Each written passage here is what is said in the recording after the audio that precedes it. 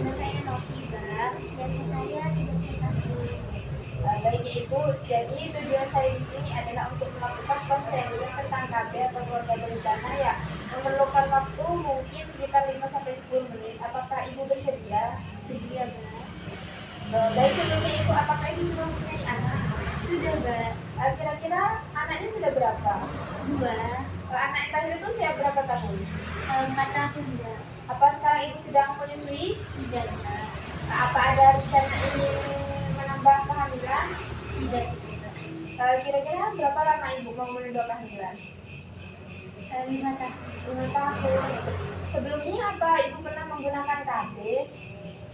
Pernah, Bang, dulu. Tapi KB jenis apa Ibu kalau boleh tahu? Suntik kah atau pil atau implan atau apa? suntik, Bang. Sama menggunakan KB tersebut apakah ada ada apa namanya Ibu, ada keluhan? Kadang-kadang menstruasi saya tuh, Bang, terhambat, juga agak lancar. Baik Ibu, jadi KB atau keluarga berencana ini adalah sebuah opsi untuk berusaha mengatur jarak kehamilannya Ibu, jumlah anak dan waktu kehamilan agar kesehatan Ibu dan keluarga itu tetap terjaga. Nah, Ibu bisa lihat ini di sini di poster ini ya. Nah, ada beberapa jenis KB Ibu yang sudah ada di Indonesia. Nah, yang pertama itu kontrol.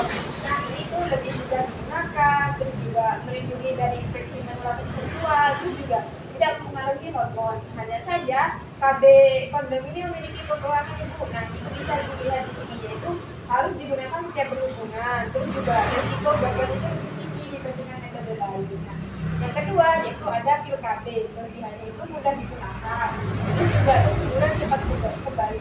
Namun kurangnya itu harus diminum setiap hari. Terus juga jika lupa minum dapat menurunkan efektivitas KB-nya Ibu. Nah, yang tadi yang ini yang Ibu gunakan itu yaitu suntik KB. Ibu menggunakan suntik KB itu yang 1 bulan atau yang 3 bulan? 3 bulan. Yang 3 bulan.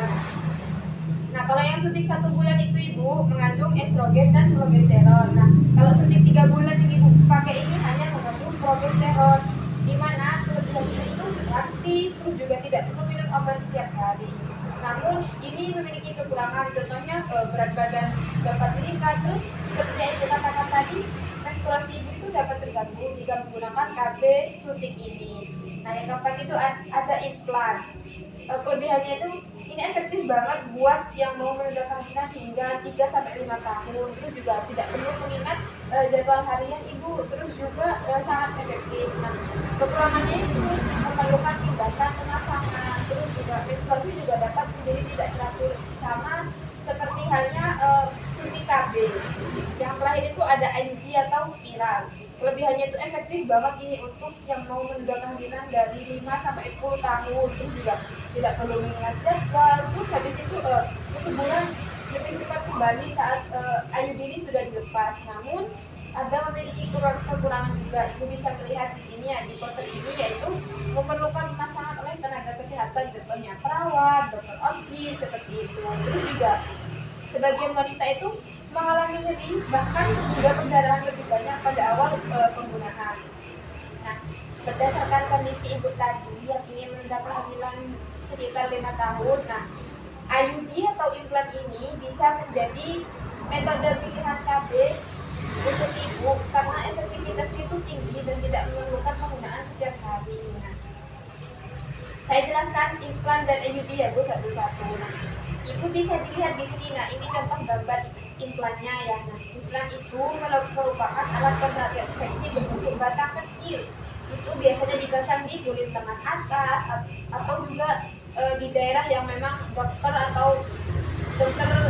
izinkan. Nah, implan ini bekerja dengan cara melepaskan hormon progesteron untuk mencegah kehamilan. Ini dapat digunakan sekitar 3 hingga 5 tahun. Ini kalau implan ya Ibu. Nah, yang kedua ini IUD Ibu. Nah, ini ya IUD. IUD itu berbentuk spiral. Nah, IUD ini dipasang itu di dalam rahim.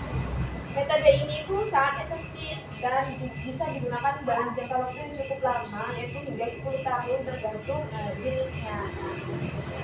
Dari penjelasan yang saya sampaikan, terus juga poster yang sudah Ibu lihat, apakah ada yang ingin ditanyakan? Kalau saya ini tidak perlu simpul juga, alhamdulillah. Nah, kontrol, ibu bisa pakai implan atau juga IUD. Nah, itu dapat menjadi pilihan karena keduanya itu tidak memerlukan sering kontrol. Nah, dan hanya perlu kontrol itu sesuai jadwal yang memang sudah ditentukan oleh tenaga kesehatan, contohnya dokter gitu ataupun perawat. Baik Ibu, karena tadi kita sudah membahas beberapa metode KB yang beserta kelebihan dan juga kekurangannya. Nah, berdasarkan kebutuhan Ibu, metode KB yang paling efektif itu adalah implan dan juga IUD. Itu bisa dipertimbangkan ya Ibu, bisa Ibu komunikasikan dengan suami Ibu. Nah, kemudian juga pada Ibu dan juga keluarga serta kenyamanan Ibu, terus juga kebutuhan Ibu. Terima kasih atas penjelasannya. Ya, sama-sama Ibu. Semoga informasi dan materi yang saya berikan kepada Ibu ini bisa bermanfaat, terus juga menambah wawasan Ibu tentang KB gitu. Oke, kalau begitu saya permisi ya Ibu. Assalamualaikum.